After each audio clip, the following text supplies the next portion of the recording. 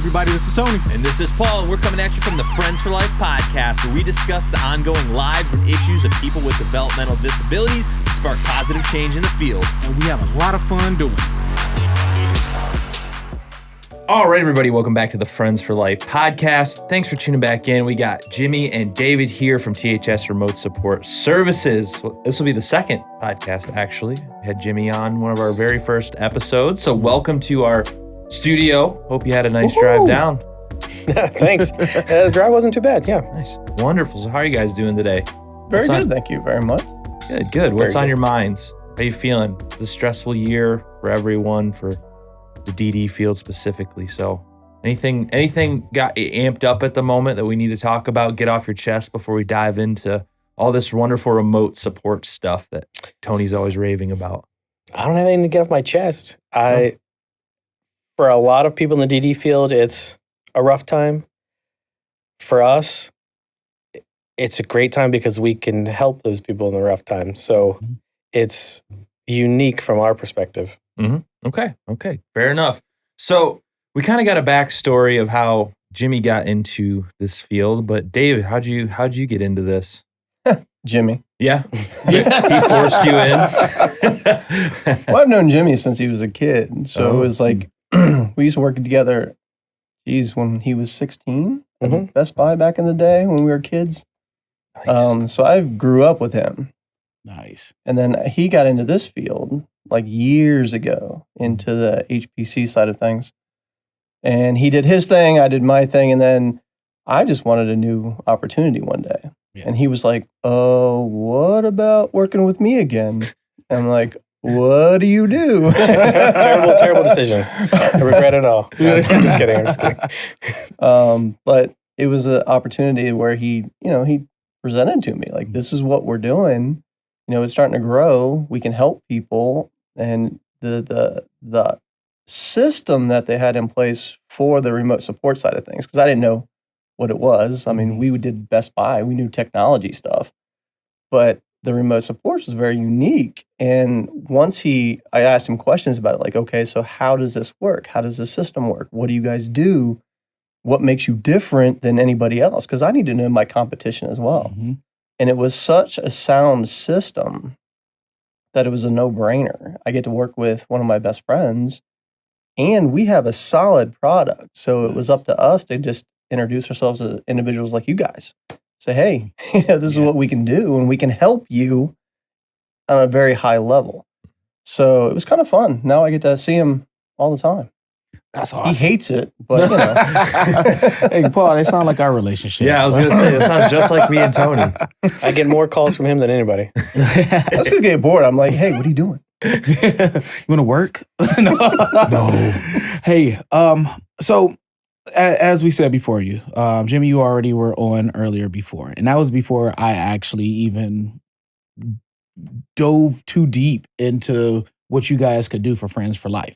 And I went ahead and I ripped a Band-Aid. I said, hey, let's start this relationship. And for me, not only has it been profitable, it's been guiding the light of what I feel our field of work should be. And that's advocating for folks to be independent. It helps create those independent structures. And although in the past couple of years, we were forced to kind of get on quicker with it, what have you noticed about it, about the remote support area that has been more beneficial to a lot of providers? Well, our whole reason for getting into this was because we were an HPC provider. Mm-hmm. So that's where we started.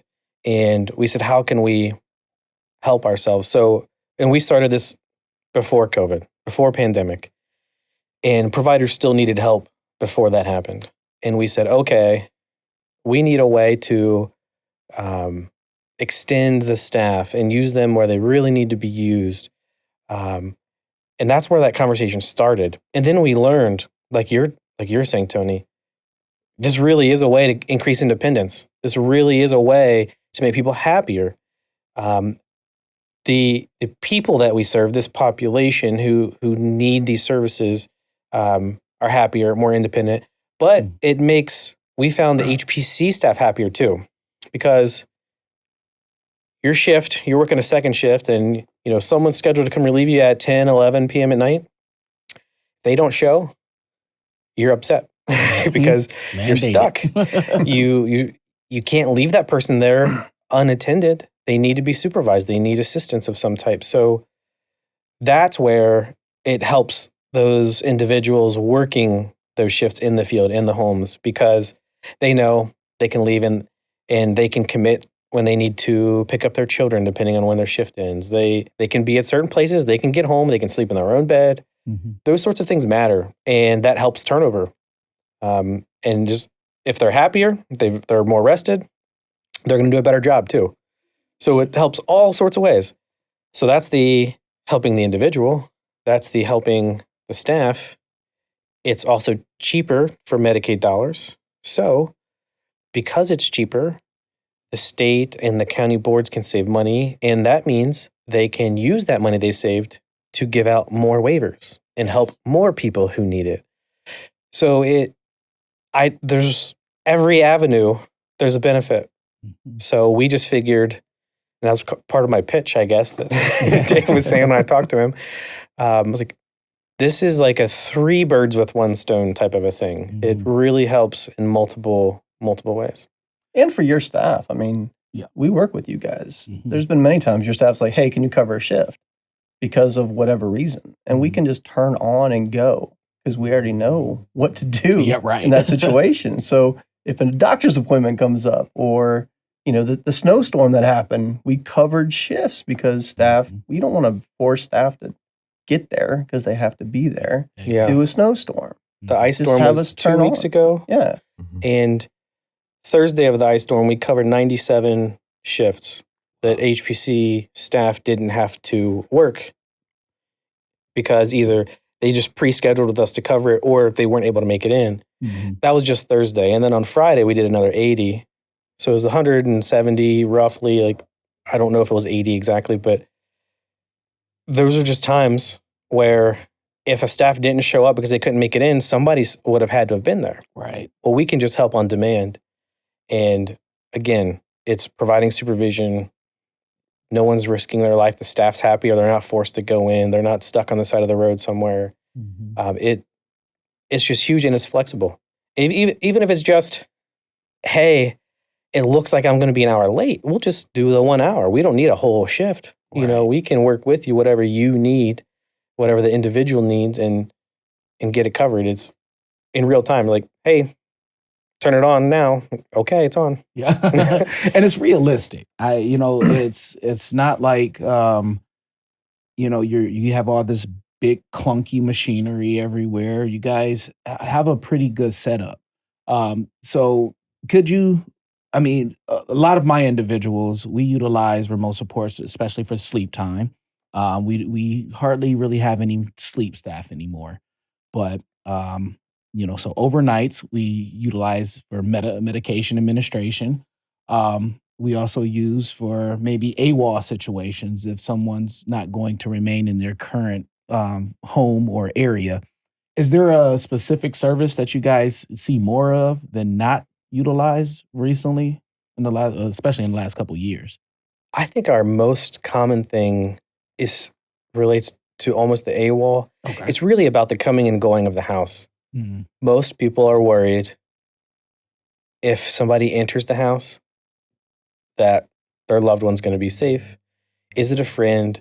Is it a direct care employee? Or is it somebody who shouldn't be there? And then on the other end, is my person that I love going to leave and get lost or trip and fall outside? Those sorts of things. So I feel like that's the number one thing we get asked to help with, is if someone has left or someone came in.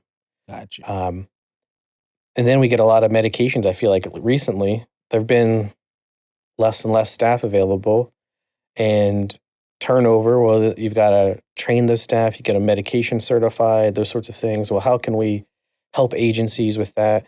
And we've had a lot of medication setups get requested. Yeah, and you got that. It's hard to find staff nowadays anyway. Yeah. So trying to get someone to come in for an hour to pass meds. Yeah. That person's supposed to take them at 8. They have maybe an hour window to take it, and that nurse gets stuck in traffic or something. They can't get there till 11. Well, that's an issue. So, and you're trying to find that person to cover that 1 hour that has to come from over there, or you don't have staff available to do it. Mm-hmm. So a lot of people don't even know that we can do med passes. Yeah. Which, when we tell people about it, they're like, what? I don't think that's safe to do. Well, it is. We can do that.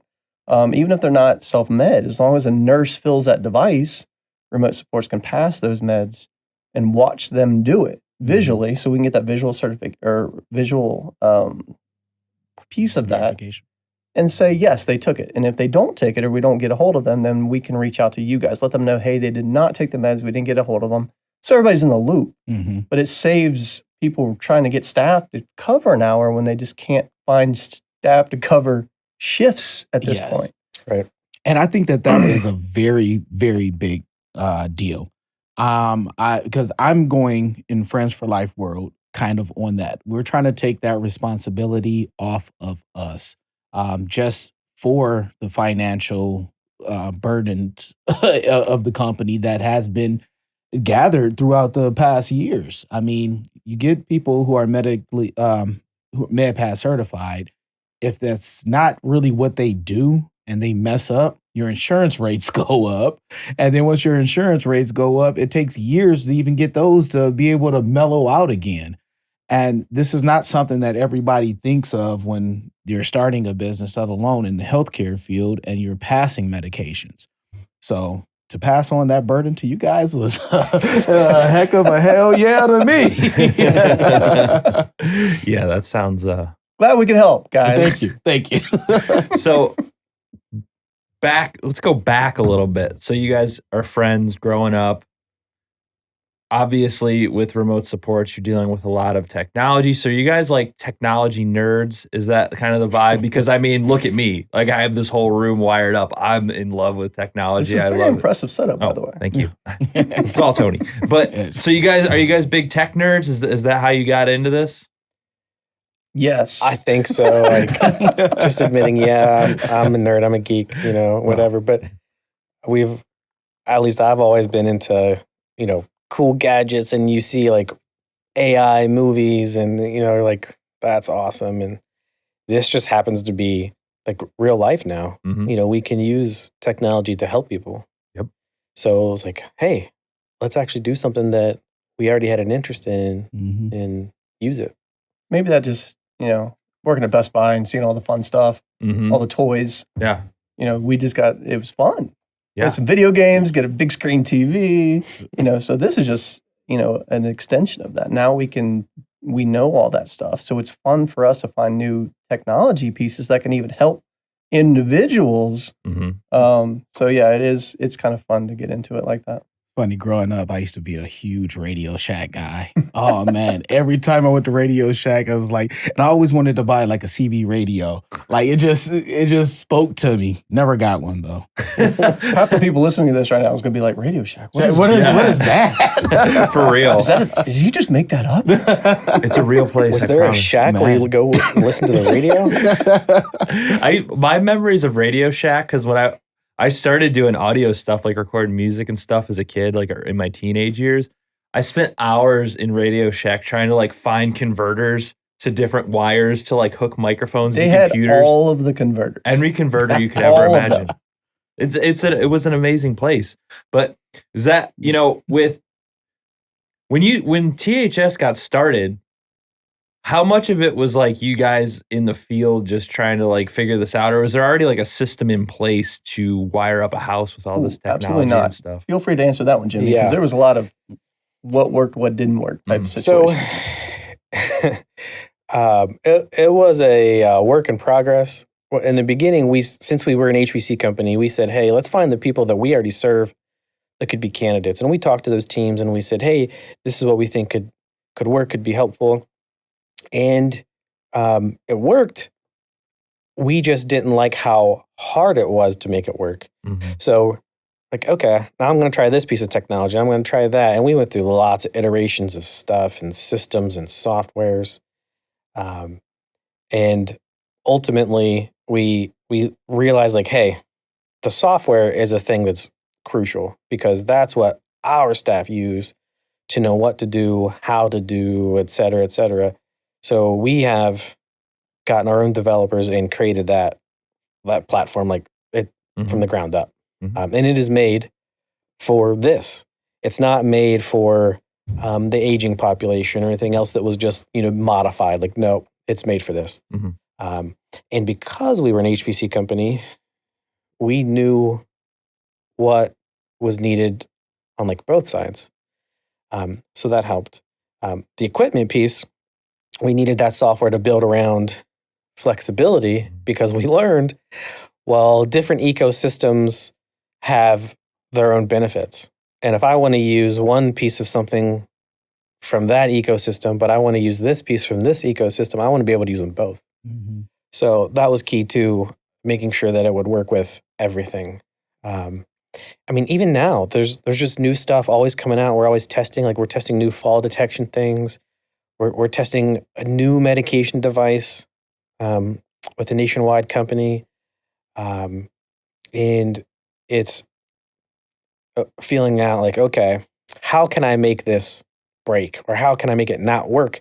Because you want to find what may happen and then have a solution for it. So we want to test it and test it and test it until we've got all those answers. And then we can deploy it. But it took a long time. And we started off real small with just our people, like I said. And for many years, people asked, hey, do you do remote supports at this part of the state in Ohio? And we said no in the beginning. We only stuck to our little corner down in Southwest Ohio and Cincinnati, Dayton areas where our direct care staff offices were. And once we had that foundation, once we had our own software and all that, that's when we said, yeah, let's start partnering with people. And it opened up. And we didn't do any marketing or anything that said, hey, come learn about me. People just heard about us and they started reaching out and we started helping them. And then eventually we learned like, okay, people really want this. Let's actually start marketing. Yeah, that's awesome because I always like people who just kind of will build things from scratch just to do it. Like that's how it is with the podcast. Like we started this, we had no idea what we were doing. And now we still really don't know what we're doing, but we're trying. It looks a lot better anyway. But yeah, that's just so cool because it's like, I like it when people take an idea and just make it. Like they don't have excuses. Like I'm sure you could have been like, oh, well, that's pretty complicated. I'm not going to do that. Well, somebody else will come up with that eventually, but you took that initiative and here you are. You're probably doing pretty well with it, the way things are going right now and the explosion of, we don't like to say the C word on here anymore because that whole time in history is just gross. But has during the pandemic, have you guys seen like a huge rise in your services being needed everywhere? It's a good time for you, I'm assuming? Yeah, because I heard you guys were like #1 in the state of growth or something like.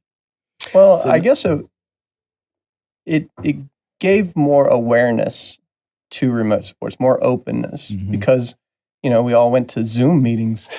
Yeah. So everybody that's on Zoom meetings like understood how remote supports could possibly work.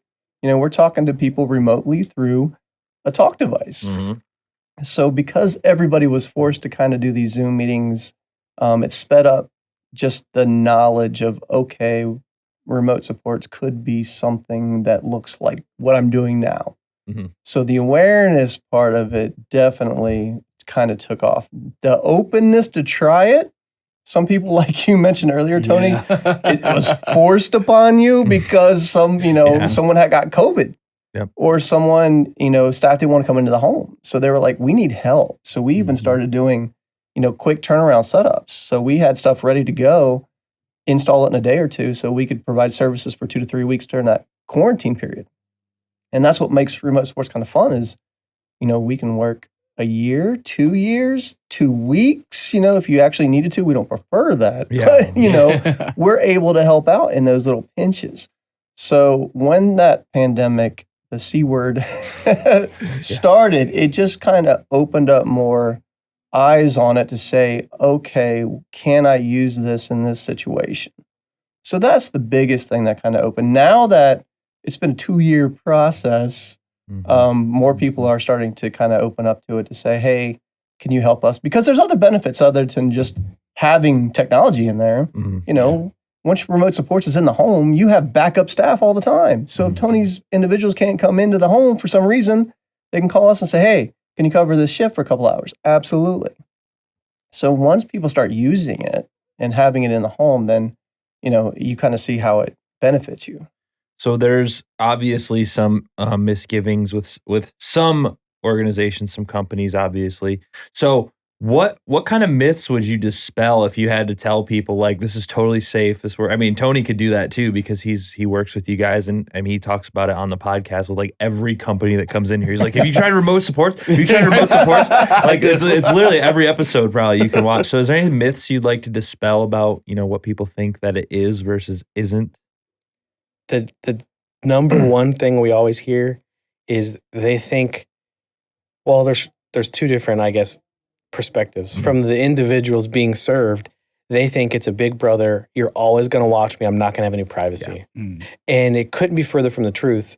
It's actually more privacy than if that staff was in your home. Okay. Because we're not watching, we're not hearing, we're not doing anything unless we are triggered to do some type of event. And you could be, you know, in your room, you could be watching TV, you could be cooking, you could be taking a shower. And we're not going to know that unless you and your team has asked for a certain piece of equipment that's going to trigger an event. Like, hey, did you fall in the bathroom? Or did your front door open? Those triggers are when it tells us, hey, maybe Jimmy needs looked into. Is he okay? That's when we're going to see and hear things. But if you had a staff member in your home, they'd be hearing you sing in the shower the whole time. You know, like we're not going to hear that. So that's the myth on their side. On the staffing side, the provider side, until people start working with us, they almost think of us as competition. You know, there's HPC companies out there who think, oh, THS remote supports, they're here to take this business and serve this individual and push me out. And that, again, couldn't be further from the truth. We work for those HPC companies. They're going to provide that paid backup in case that person needs to go in. That company chooses which vendor to work with. So I want to make sure you're happy because you could just be like, hey, bye. See ya.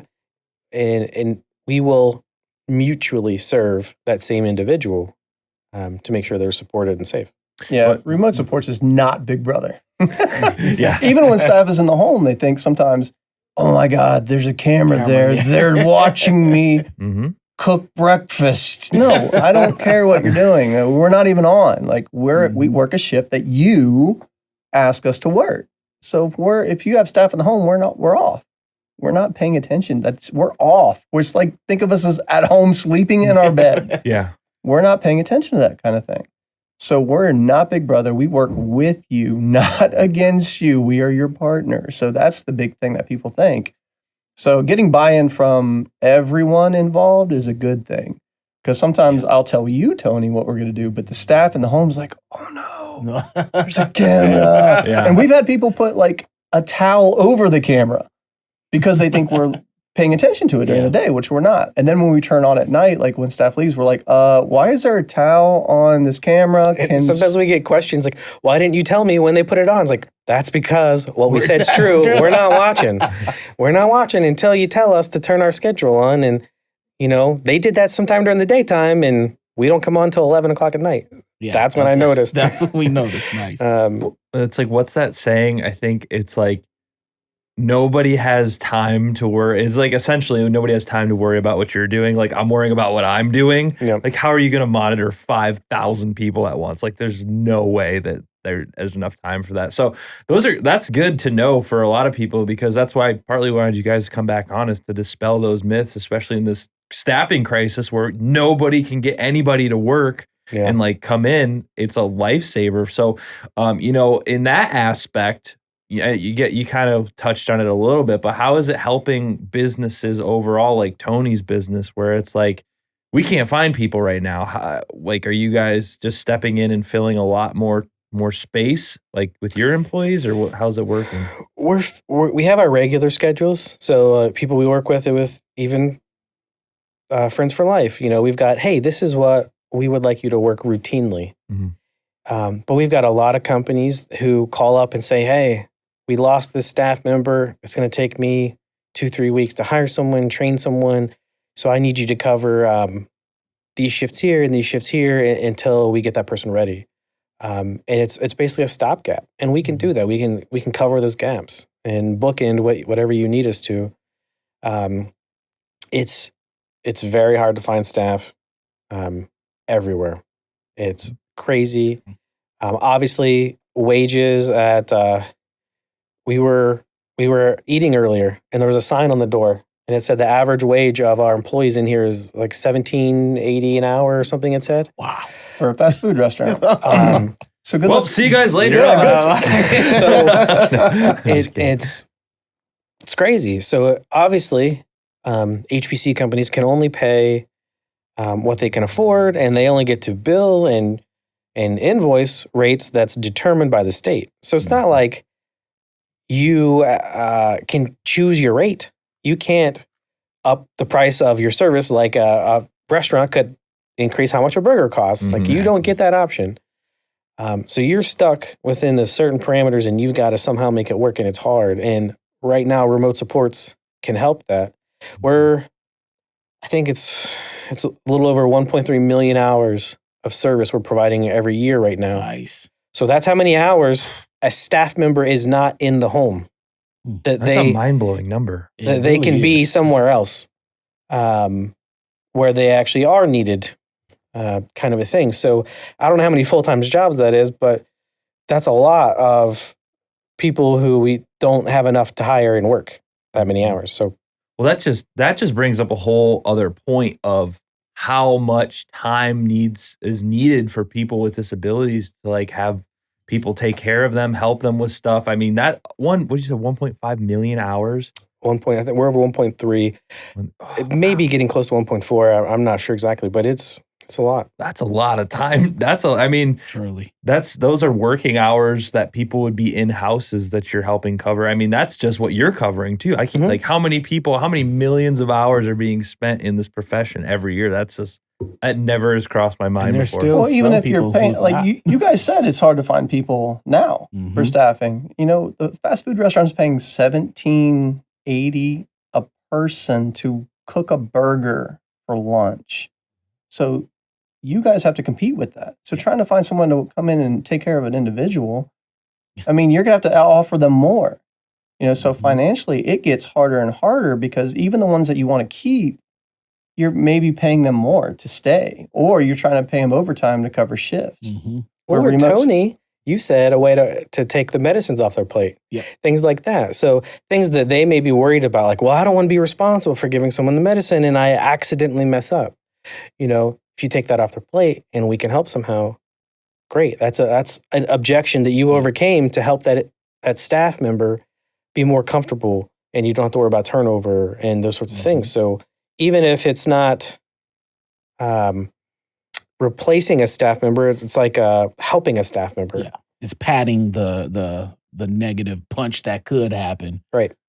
And when you put remote supports in, like it did for you guys, you get paid when we work. Yes. That's like that right there is what I tell people all the time. Like, you can get profits from doing this. Like, and it puts your individual in a safer place. And that's what we try to, that's the biggest thing with remote supports is it growing, is because providers don't understand that. They, that misconception of, we're coming in and we're going to steal this. No, we're working with you, and you get paid for every hour we work. So take that person that's sleeping at night, let us work. You get paid on the back end to be there for that person, and then take that staff member and pick up another client or move them to a home that needs it. How many nights a week or a month or a year have we had to call you and say, hey, a staff member needs to go out? Oh, I hardly ever get calls like that. Exactly. But so all those nights you don't get a call, that's money you got where you didn't have to send anybody. Yeah. And a lot of companies don't realize that. They think it's going to be a constant thing. Like, oh, they're going to call me all the time. I'm going to have to send somebody. It's going to be a headache. And it's wild that you say that, because the people that we get the most calls for, we are aware of their situation. We're knowing that we're going to get the calls from them just due to their developmental difference.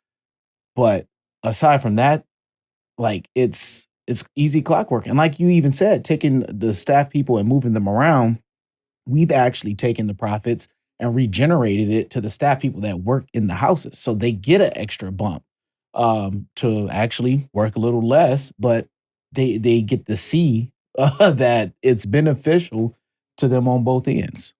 So I'm assuming that's got to make them happy, right? Like Yeah, work less hours and get a little bit of a pay raise for the majority. Yes. Okay. There's just some people you're not going to make happy at all, but understandable. For the most part, yeah, I think everybody has. I mean, we have plenty of sites where you guys maybe perform 70 to 100 hours of service, and then the rest are staffed hours. My staff are like, hey, this is perfect. This is the kind of scenario I need in order to work and live my life. So, but then as individuals get more, independence. Mm-hmm. It's the whole point of staff is have more independence. So I don't understand why people want to fight against you, because there's so many benefits. We just talked about all of them. You get paid for us to work. The individual gets more independence, and you're not stuck with anything. Right. Remote supports is, if it doesn't work out, it doesn't work out. We just come get equipment and go back to the staffing model. But that saying is too good to be true. That saying does not work here. No, I feel like I told you that same thing, Tony. Like, this is what's going to happen. And you're like, I don't know. And then like a year later, you have several homes with remote supports, and it's helping, all over the place. Not only profitability-wise for you, but the individuals have more independence. They're able to do things. You can move staff around. They're happier. Even have some individuals who come out, hey, I need, they're telling us what they would want next from remote supports. And that's a win. That's a win right there. Perfect. Exactly. Yeah. And I hear Tony behind the scenes a lot. So, I've never heard him speak of anything but remote supports. Like there's a lot of things he doesn't like, obviously, owning a business, running a business. There's a lot of things that are a pain, but remote supports is like a continual topic. He's always talking about, he's always pushing it. So I guess for you, Tony, what are the benefits to Friends for Life directly that have like helped you overall, and that you would suggest as to why you'd want to go with like THS and other people, even around here, and people listening to the podcast, I'm assuming probably are more localized and businesses around here. How is this helping you? Dude, it frees up a lot of my administrative staff time. My administrative staff have to constantly make sure that things are in the house are at an acceptable level, as well as the paperwork for state audits, which we are currently going through now.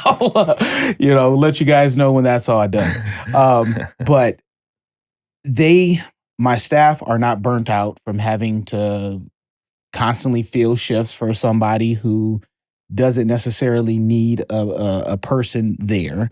It's helped with profits. Everyone within the company who works with the individual with remote supports were able to get raises. Every single house. There's not a house that did not. But again, to what David was saying, it hits me here for the growth and independence factor. If anything, if I'm talking about remote support so much, that's why.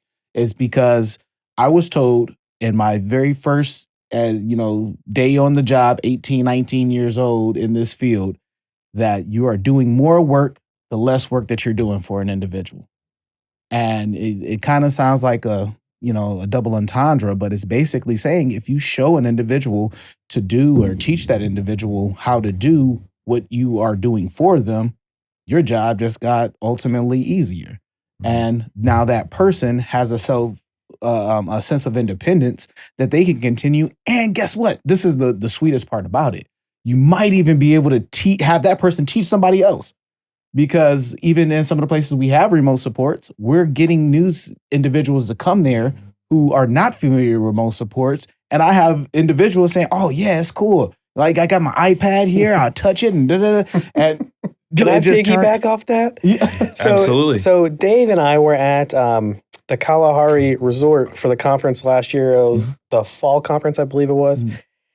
And we got our table, our booth up, and that's a conference where individuals receiving services go to, lots of them. Well, Dave's talking to a young lady in a wheelchair, and she's asking questions. She's never heard of remote support. You know, we've got the technology there. She's touching it, playing with it. And we got a guy walking down behind her. And the lady is talking to one of our staff through a two-way talk device that she initiated that call on. And she was, "Whoa, where are you? What's your name? You know, where are you from? How are you talking to me?" And the guy walking down said, "Oh, you don't know about remote supports? I use it. You should definitely get it." Yeah. You know, and then he starts going on and on about it. And he knew the staff. "Oh, hey, Olivia." Like, so they get to build a rapport. They love it in that community you're talking about, being able to tell another individual who maybe never knew about this could be that door to some more freedom, some more independence. Right. And that's just like seeing his face and explaining it to her. Dave's like, "Well, my job's done." Yeah. There you go. Thanks. And, you know, because it's a lot of our individuals are in fear of doing this. And it's not even fear brought upon by them. A lot of times it's the SSA or the team or the parent or guardian, you know, that they have all of these past issues, which I'm not going to say that anybody ignores, but we can't live by them. You know, we can't stay stuck in that same mind state. Yeah, if a person shoplift at 22 years old, 15 years prior, what reason is there for us to still have a protocol that, well, if he goes into the store, he has to be in arm's reach? Like, come on, let's try something new, you know? Well, that's just an industry thing, right? Like everybody's just they're like, the mindset is that person needs staff. Yeah. Well, Why? Yeah. Aren't we supposed to make them more independent and try to help them get to that point? That's what we used to think, but hell, who knows anymore? Well, for THS, what do you guys have planned on for the next coming? I mean, 2022 is still pretty new. Do you guys have anything planned to take the company to the next level? Are you looking into maybe even other states? Well, we've hired more people to go do those consultations to train, educate, and present. So now we have 5 of us here in Ohio that are spread out, and we can get to more people. Last time I talked to you, I forget exactly when that was, but we've officially started serving people in Indiana and in Oklahoma. Nice. We've got a guy in Vermont that's going to be starting. There's lots of other states. Minnesota, Wisconsin. Doing this. Minnesota, we've got people. We've got maybe close to 40 people in Minnesota now. And that's from word of mouth. Yeah. It's not, we haven't quite expanded to introduce ourselves yet, but providers that we work with see the benefits. We're good at what we do. Yes. And they're like, "Hey, we have some people over here. This state is starting this program too. Can we bring you here?" And I've always had polite staffing on your end. I want to give you guys credit for that. Oh, good. Know that you're hiring good people who know how to speak well, speak fluently, get the information out, and you can hear the smile in their voice. I think that's a big thing. We train them to do that. Yeah, thank God. Because I mean, it's a big deal. I don't think enough people train people to have the smile in their voice. And you kind of know when somebody doesn't. We call it the smile and dial. Yeah, right. A big question I always get, and I want you to talk about this. When you want to set up a new location, how much work do you have to put into that? It's a text or an email. That's pretty much it to That's you. it, right? Yeah. So a lot of people think they have to do all this back end work. How am I going to get the equipment in? Who do I got to do? So what do you do? When you need a setup, I just give a call. Hey, Dave, I got somebody. And all you say, who's the SSA? And that's it. And then I set up the meeting. I go through everything. I get the protocols. You've even done it with tough people to get in contact with. Like I've seen hey, I see you didn't see my last email. I'm resending it. Can you get back? So the consistency. Hey, I work for you. My God. You ask me, I got to get it set up. So I will do all that legwork. So our job is to make everything easy for you guys as well. So which is what we try to do. As a company, myself, any agencies, hop on this opportunity. Like, do it while you can, because they're going to get too big at one point. They're going to look at us and be like, look at these guys. Sorry, we had some technical difficulties there. I had to get fixed. But I wanted to ask a question before I forget. Could you explain to people that have this mentality that you guys are like Big Brother, what are some of the fail-safes you have that like would ease people's mind to assure that you're not just quote unquote spying on them all the time? I mean, what kind of like stuff do you have in place? Like, is it like a one way they have to reach out to you in order for you to turn this stuff on? Or so the first thing we built into our software is the schedule piece. Mm-hmm. So the notifications that our staff would receive that says, hey, Jimmy needs help, are blocked unless that schedule is in there. So when a supervisor or a manager has entered a schedule and it says 10 p.m. to 6 a.m., that's when notifications are going to be flowing through. So 2 p.m. in the day, no schedule, I won't know that door's open. Mm-hmm. I won't get an alert. I won't get a notification. When that notification comes in, it gets assigned to one of our staff and it says, hey, Jimmy's front door open. It tells them what to do. Maybe that's when it says, look at the front door camera, and it's going to ask a question. Did Jimmy leave? Yes or no? Yes. Okay, Jimmy's fine outside for a couple hours, set a timer. Or, hey, Jimmy might get lost. Try and reach him on his cell phone. It guides them through those steps. And if I didn't leave and they said no, then it's who came in, call in, talk to them. Hey, I see you've got a guest. Can I get their name? The password? Whatever types of things you want us to put there. But that case is what our software calls it, assignment to the staff, is when our staff are able to get that protocol. And then it'll display on their screen, here's their two-way talk device, here's their camera. That's when they can look. Before that notification gets into them, they don't have anything right here where they can just click and look at Jimmy's camera. That screen comes once an alert is assigned to them. So to handle that, it forces our staff to document too, every single case. So I have to document, Jimmy opened the door because he heard a noise. He closed it back. He didn't leave. Or Jimmy left, talked to him on his cell phone. He returned. Whatever that is, they force that documentation. And we, as an open book, have a provider portal that you, as an HPC company, have access to, and you'll see every single alert that came in, every single, what we call a case resolution, that's our documentation. You can see all that. You'd have access to look at who we mutually serve and what schedules we have in the system. And we're very transparent in that, this is a team partnership effort. You see what we see type of a thing when it comes to all the reports and documentation. Yeah, so cameras are for visual verification on our part. We're not, when we're on, like Jimmy said, we work that schedule. We don't just turn on the camera and just check things out for 8 hours. There'd be too many cameras anyways. We do not miss do things. That. It's got to tell us when to look. Yeah, we only check the cameras for visual verifications when you tell us to check on something. So if you said, when that door opens, check the camera, see what happens. That's the only time we check the camera and we saw what happened. Or do med checks. Let's get the visual verification. We do not stare at cameras, just to get the record straight. We're not you're the doing only that. one doing that. Yeah, I tell you. Really. And a lot of times a misconception is people expect a camera in the house. So they always bring it up like, I don't know if I like camera. You don't have to have a camera. All right, these are not cookie cutter setups. We don't say, hey, we have hundreds you of have to put cameras in your house and we're going to look in your kitchen and find out what you're watching on Netflix. We are not doing that. Hundreds of people without cameras.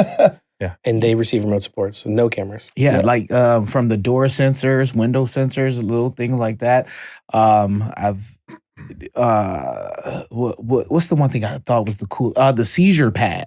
I thought that was really neat to be able to have information like that. So with that, like, where do you find the equipment? Do you guys go to like special places to get deals for this? Dave wants to go to Vegas to like the electronic expos and all this They stuff. have new stuff. I feel like that's a legit business expense. You know what? There's some more to DDs down there. I think I'll join you guys. But honestly, because we're involved with technology and wholesalers, and a lot of times some of these wholesalers in different places have reps that they assign to us, and they're like, hey, have you heard of this new thing? And we'll hear about it that way. Some other times, we're always looking at, okay, we've got a great solution for X, Y, and Z, but we've never really found something for this over here, and we're going to continuously be checking. So fall detection is one, and what we had used previously, which we still use in a lot of places, is a wearable device. But wearables have that pitfall of the person's got to wear it. Wear it, yeah. So if they're not compliant with wearing it, they don't want to wear it, those sorts of things, it's not going to work. So we've been testing, and we've got it in 3 or 4 homes now, fall detection systems that get installed in like a ceiling or a wall, and you don't have to wear. And Nice. it uses radar technology and says, okay, this is where a person's walking, this is where their head's at. Well, all of a sudden, their head's low on the ground. Okay, they might have fallen. Yeah. Are they laying down or did they fall down? And then it's going to say, okay, they've been down there for 15 seconds or 20 seconds. I forget the exact number, but once it reaches that, then it's going to be telling us like, hey, this person needs checked on because X, Y, and Z, they're in this bedroom, wherever. And it can even learn, this is a couch, this is a bed. No cameras. It doesn't see actual images. Wow. It looks at height and movement. So this is where your head's moving. All of a sudden you're down. That's pretty neat. That kind of a thing. So it's all about, we put it in our offices every now and then. We We'll lay see down on the random ground. people on the ground like, okay. Like, Just testing. Yeah, we did walk in one time. We saw one of our CEOs just laying on the ground. We're like, "Are you okay?" It's like, "Oh, just testing this new sensor over here." We're like, "Okay, cool." Very He'd carry on. futuristic. He'd do his rounds every day, you know, like one in each different room, and Just take a nap. make sure that the alert came in and all that sort of stuff. And it's about, like we said, testing it. And we've learned, okay, it's not good across from mirrors. You know, it's not, it's better in the ceiling than it is the wall. Because if you've got a piece of furniture that kind of blocks vision of the floor over there, you know, it's all about learning those loopholes or pitfalls. And that way, when we talk about it in these consultations, we can explain all of that. And then the team has an educated stance on it, and they can decide which way they want to go. Well, as like the companies who are receiving your services, is there any other ways that the data that you guys collect from like these hours and hours and hours of being in a house, if they wanted it, is there data that could say like, oh, it's if this person gets, say every second Monday this person falls over, or maybe they're having a seizure or something. Is there any way they can use that data over time as well? Maybe, I don't know if there's any stuff like that you guys have done. It depends on the piece, but on some of it, especially with like seizure detection, Tony brought up, when you can run very specific reports of how frequent are the seizures, when did they happen, how long did they happen for, 2.5 minutes, those sorts of things, then you can really start to pinpoint trends and patterns. We've got some things where it's going to the bathroom at night. Okay, well, this person's average going to the bathroom at night is twice a week. Well, why are they going 20 times a week now all of a sudden? Kind of thing. So it's pretty cool when you can see that type of a trend or pattern and you can kind of get an alert. That's not something actually that's readily available on the HPC side of the portal. Right. It's more in depth on our side of stuff. And we can set up all sorts of stuff. Now, obviously, I'm not going to know how many times someone goes to the bathroom unless you're worried about that.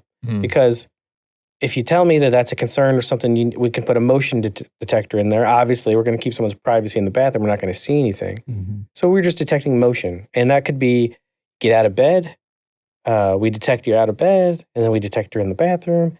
And that's how we know the timeline of things without having that camera in someone's area where they want privacy. So it's about using those data points in what we call like an activity timeline to really understand the flow of what's happening when you can't see it. That makes a lot of sense. I got a couple more questions, more for so our listeners know if they want to contact you. But do you have to have a waiver to receive these services, or do you do any self-pay services like this? We do private pay. We do self-pay. Okay. So they can contact us anytime. Our website's thsrss.com. Our phone number is 513-882-9088. My name's Jimmy. This is Dave. Feel free to reach out to us when you call. Like, you can get through the prompts and get to one of us. But we take private pay situations for sure. We've got some people that are older, and so people have hired us to kind of watch over their parents. And we have some younger adults too, who their waiver might not give as much funding as they might need or want from the family. So the family pays beyond what the waiver does. Gotcha. Kind of setup. So we've got both of those. Oh, well, that's good to know. Oh, I thought you said you had more questions. Oh, well, no, he actually answered like both all parts of them of it. into one. Yeah, I knew it. I was like reading your mind. I'm very impressed that you remember the number. Like, I don't even know your number. Like, you know the company number by heart. I would say your phone number on this. I know it, but everybody would call you. Say it. We'll put it in the YouTube notes too, so everyone will call you. Just get the most random calls. It's exactly what you want. Tony, I think this is a good time to play a little game. Yeah, the one called Rapid Fire. Now, if you guys are not familiar, Rapid Fire is a part of the show where I ask you 3 questions in a would you rather scenario. We want these answers to be as quick as possible, but hey, who knows what happens here? You guys ready? Dave's ready. I guess we have to be ready, don't we? Yeah, you signed the waiver when you know. Yeah, that pint of blood that I took, that was all right. First one: would you rather talk like Yoda or breathe like Darth Vader? Breathe. Ooh, no, Yoda for sure. Darth Vader is awesome. He's so cool. I knew you were going to pick Yoda because you said you were a nerd earlier, and I want to talk like Darth. I'll tell you that like Yoda. Dave really is the Star Wars nerd. Yeah. I like Star Wars. Your best Darth Vader impression. Do what? I want to hear that Darth Vader impression. I mean, it's just very hard breathing. It's not a good impression. That was a terrible impression. Yeah, terrible. Horrible. You spoke the impression. That's not. All right. Would you rather get caught eating a booger or scratching your privates? Scratching. Ooh. That's happened before, so Probably. it's already happened. Probably It's scratching. done. Yeah. It's just day stuff. Would you rather feel like you're about to sneeze for an entire day or feel like you were about to fart the entire day? That's actually kind of tough. Sneezing is annoying, but like feeling Are like you in have to, public? Hey, yeah, Just a you normal have to day. come in on the public, podcast. I'm gonna say sneezing. Though in today's day and age, that's probably like worse than scary. But it'll make you look. It'll give you this face. Oh yeah, I know your eyes are squinting. You're like watering out of your eye. I don't know if I can handle that all day. That might be one of the worst questions you've asked to like imagine. Did you research that question for me? Well, I sit and I keep a couple books that like have some interesting things, and I listen to what people talk about, and I try to grab a little He's something like, here and I'll there. use that later. What book were you reading that had that in there? Oh, you'll see. He's got a bunch of really weird dad joke books. The Poop Troop book. Good to know. Yeah, because man, I love dad jokes, and I come up with them all the time. but it gets very tiring trying to come up with scenarios all the time.